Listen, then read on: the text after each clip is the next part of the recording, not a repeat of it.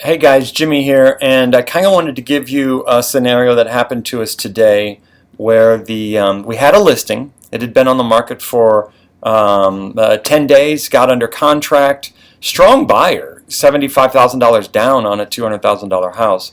And as we're going through the escrow process, 2 days before the house was supposed to close, we asked him what's going on. No, when he signed, they said we need another week. This was Christmas Eve last week.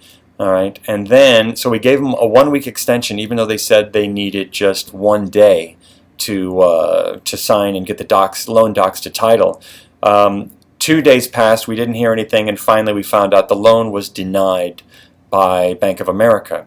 So the question is, what would you do in a scenario where you have a listing? It's been on the market for 10 days. It's been in escrow for a month. How would you protect your client? So this is what we came up with. What I wanted to do was give them money, try and get them some sort of cash, because now it's going to be at least a month longer. We talked with the buyer's agent and said, do you have another lender that you can work with? They did. They wanted to stick with the plan. All right, so how can we protect our client if we're going to stay in escrow with these people, which we technically don't trust at this point?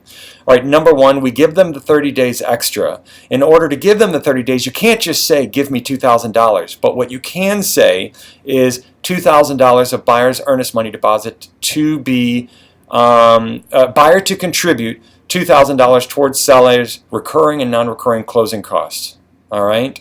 The next thing you would do is you would say $2,000 of the buyer's earnest money deposit to be released immediately to the seller, so that way they're getting cash right away. All right? Then, now we're giving them 30 extra days, so how can we protect ourselves so we don't get screwed again? This line, all financing contingencies are waived and satisfied on, in this case, January 20th, 2016. We're giving them a specific date. All right?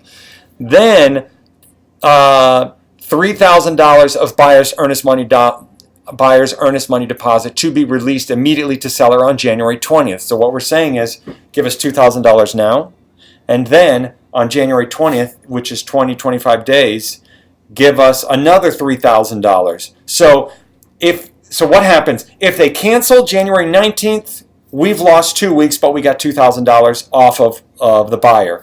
If they cancel on the 21st, we've got $5,000. But we still don't have the house sold. But if they say, give us an extension, we've got $5,000, we still give them the extension and we still close. Now, the net positive for the client is only $2,000. So remember that. Even though we're pulling money out of earnest money deposit, the net positive is only $2,000. So I hope that makes sense. Anyway, that's how we solved that problem. How would you do it? Would you do it any different?